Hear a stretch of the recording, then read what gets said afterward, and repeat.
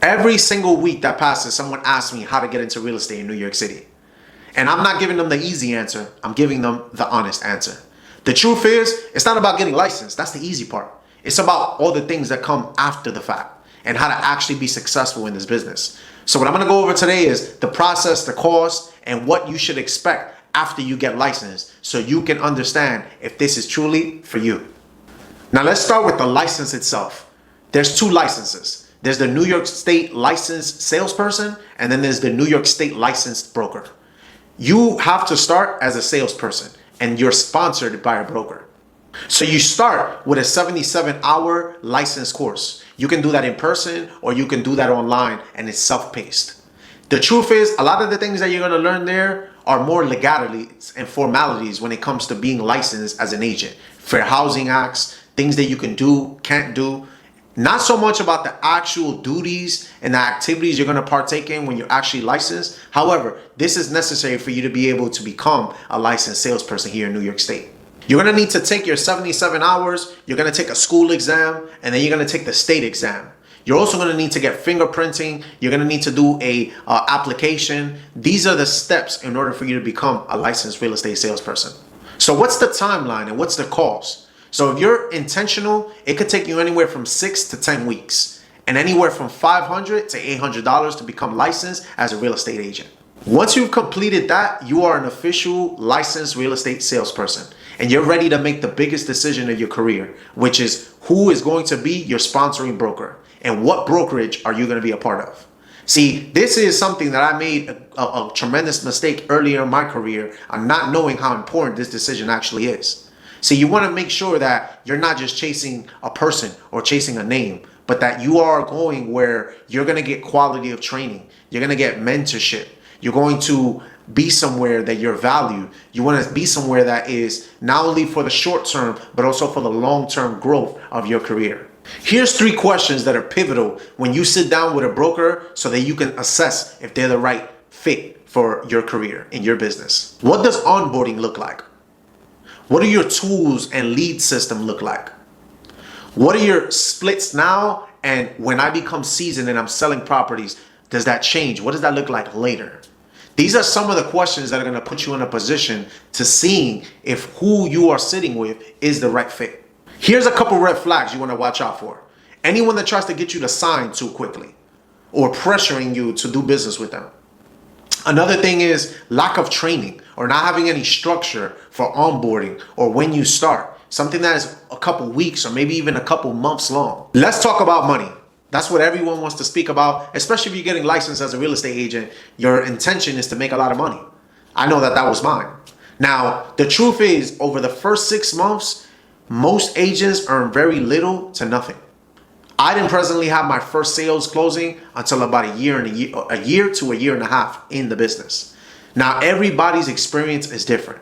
Just because that is the majority doesn't mean that you won't be the minority. However, it's important to know the timeline on how long properties tend to close in New York City. Now, in New York, it is normal that a deal takes anywhere from 2 to 4 months. That is part of the reason why most agents starting out takes about 6 months to see their first check. Another solution to this is some real estate agents do get into the business and they start doing rentals. Rentals allows you to make money in your first 30, 60 days. However, this all comes down to what your goals are and what expectations you have for your business. One thing that's exciting about selling in New York City is our high price point. Our commission checks can be very large. Say if you're looking at a deal for 1.5 for a 2-family property, which is very, very common. If you're getting, say, 2.5% on that deal, you're talking about $37,000 as a check. So what that means is that you need fewer transactions to make some very serious income. Now let's talk about a few expenses, right? When you join a real estate brokerage, you typically will look to be a part of the MLS. The MLS is where all the listings, the properties for sale are being hosted. That is an annual fee that typically goes anywhere from $600 to $1,000 a year. Then you also have E&O, which is errors and omissions. And then also whatever splits or fees your brokerage has, which can vary. A question I get asked all the time is how much liquid money should I have before getting into real estate? And the truth is, I would say it could be as little as $1,000 to $2,000. That'll get you started and get you to a point where you can generate some very serious income with just that amount of money. I'm a firm believer that you spend the minimal amount until you start making it in this business. I'm a big proponent on investing on yourself. However, in real estate, you want to see that this business is fruitful for you, because the truth is, this is a very challenging business. However, it's extremely rewarding. A question I get asked all the time is part-time or full-time? The truth is, I've worked this business both ways, and I've made more money part-time selling real estate than most people make in their full-time job. Now, as a full-time agent, predominantly the time in my career, I do understand why this is something that gets debated so often. Because this business is as challenging as it is and does require much of your time, especially for prospecting and generating new business, full-time is great, but it is not the end-all be-all if you are somebody that has a full-time job and want to work real estate part-time, say on evenings or weekends, or simply just weekends. What I say is most important is being purposeful with your time. All of that being said, I'll be brutally honest. Real estate is a revolving door. They say about 10% of people that are getting licensed are going to practice 2 years later. Again, that isn't to create fear. That's just to create expectation.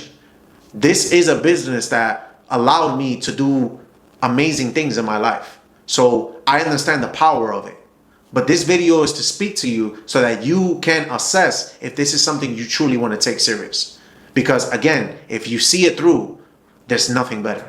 If you're watching this, you maybe haven't even started to try to get licensed. And I want to speak directly to you for the next minute.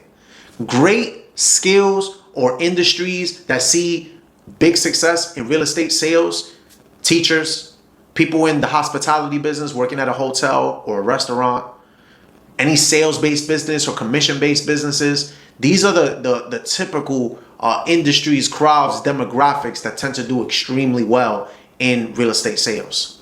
So if you're already in those industries, you could come into real estate sales and be a rock star. Now, if you're somebody even that is timid, you don't feel like you like to talk to people very often, or you see the benefit of getting into the business because you want to get into real estate investing or getting into ownership yourself. These are other great motivating factors to be able to get into this business and be very successful. And the truth is, there's not one set group of people that always do amazing in this business. I always say, if you have the time, the energy, the effort, and the finances to be able to get licensed, because you never know if this could change your life. And I've seen many people that do not come from those particular backgrounds and do extremely well in this business. And all it took was the will. If you're seriously considering on getting licensed in New York, or you just got licensed and you're not sure where to hang it, reach out. We'd love to have a conversation with you about the different pathways that you have. We have a specific conversation for people at your stage. There's a link in the description. My name is Emilio Esves with the Rehub team, and we hope that this information was useful, and happy selling.